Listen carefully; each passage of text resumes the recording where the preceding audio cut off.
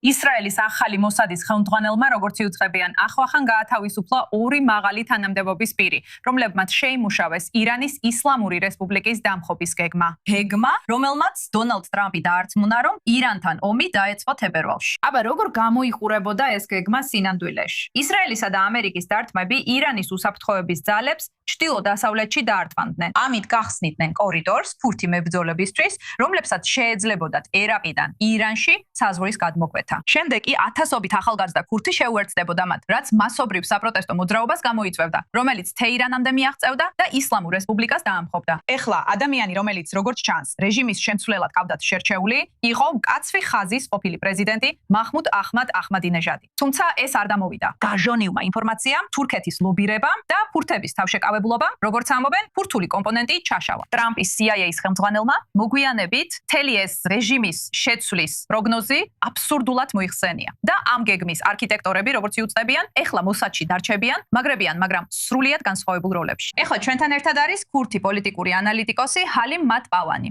ამ ანგარიშის მიხედვით ჰალიმ მათ გეგმა ადგილზე ირანელ ქურთულ ძალებზე იყო დამოკიდებული, რომლებსაც ისრაელისა და ამერიკის საჰაერო ძალები დაუჭერდნენ მხარს. ჩვენ ამაზე ომის განმავლობაში საკმაოდ ხშირად ვწერდით, მაგრამ ეს გეგმა უდესმე რეალისტური იყო. გმადლობთ კითხვისთვის. მე ვფიქრობ, გეგმა რეალისტური იყო, პრობლემა ის იყო, რომ როგორც ეს გეგმა იყო წარმოდგენილი, რეალურად არ ითვალისწინებდა პირველ რიგში ქურთების მოთხოვნებს.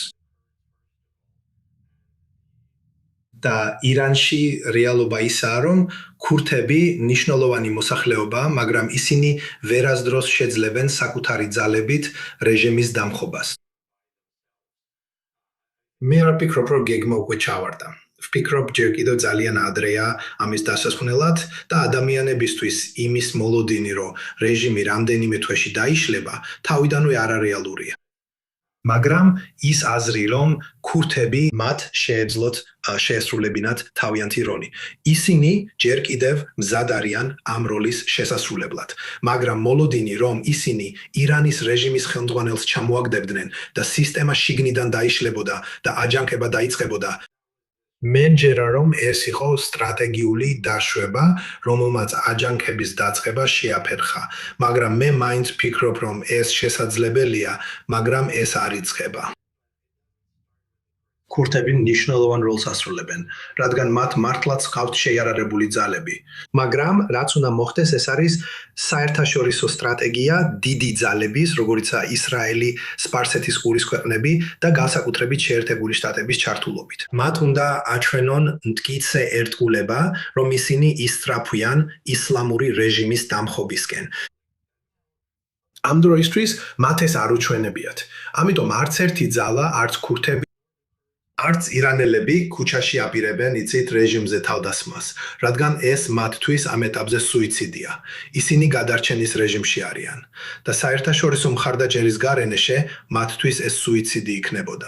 რეჟიმს ასე დაუპირისპირდნენ. აბა, საბოლოოდ ვისი ბრალი იყო ეს? ანუ ცხადია ამ გეგმის ორი არქიტექტორი, რომლებიც როგორც ამბობენ, ნეთანიაჰუს ნარწმუნებაში მონაწილეობდნენ, რომ შემდეგ იცით, ეს გეგმა ტრამპისთვის წარედგინათ, უკვე სხვა პოზიციებზე გადაიყვანეს. ისინი იმ თანამდებობებიდან გაათავისუფლეს, სადაც იყვნენ, მაგრამ თქვენ როგორ ფიქრობთ, საბოლოოდ ვის ეკისრება პასუხისმგებლობა?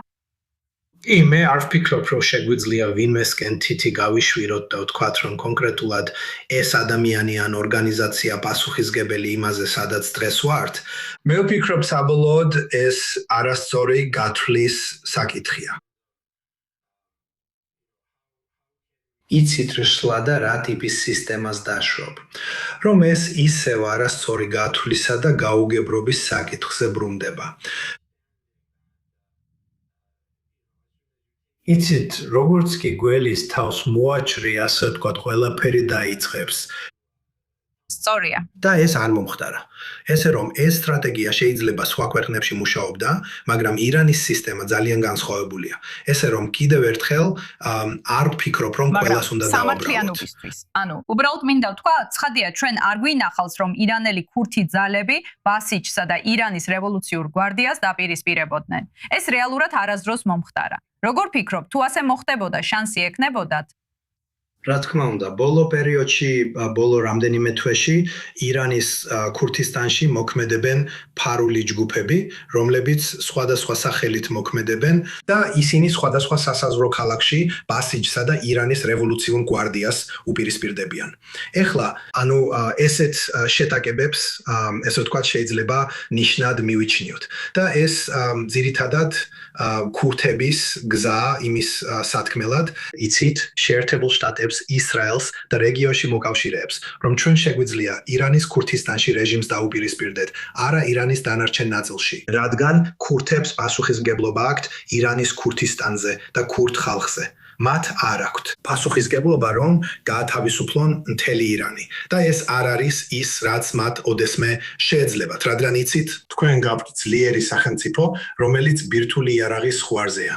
მათ არ შეუძლიათ ასეთი ძალის დამარცხება მარტო, მაგრამ თუ იქნება სერიოზული ერთგულება საერთაშორისო საზოგადოებისგან, მსგავსი იმას, რაც ვიხილეთ სადამ ჰუსეინის წინააღმდეგ ერაყში, მაშინ მე მჯერა, რომ არა მხოლოდ ქურთები სერიოზულ ძალისხმევას გაწევენ რეჟიმთან დასაპირისპირებლად, არა მხოლოდ ქურთებში, არამედ ცენტრშიც და თავად რეჟიმის შიგნითაც თქვენ დაიწყებთ სერიოზულის დანახვას, იცით განხეთქილებას.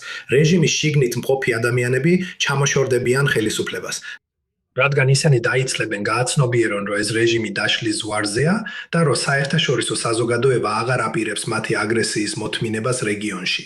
მაგრამ სანამ ხალხი ამას დაინახავს, იქნება ეს ქურთები თუ ირანელები ქუჩაში, ისინი არ არიან მზად, იცით, თვითმკვლელურ მისიაზე წასასვლელად. კარგი, ჰალა, ძალიან დიდი მადლობა, რომ შემოგვიერთდით. ძალიან საინტერესო იყო თქვენი მოსაზრების მოსმენა ამ საკითხზე და ვფიქრობ, მოგვიწევს დავველოდოთ და ვნახოთ, როგორ განვითარდება მოვლენები. თუ საბოლოოდ ირანული და ქურთული ძალები ჩაერთვებიან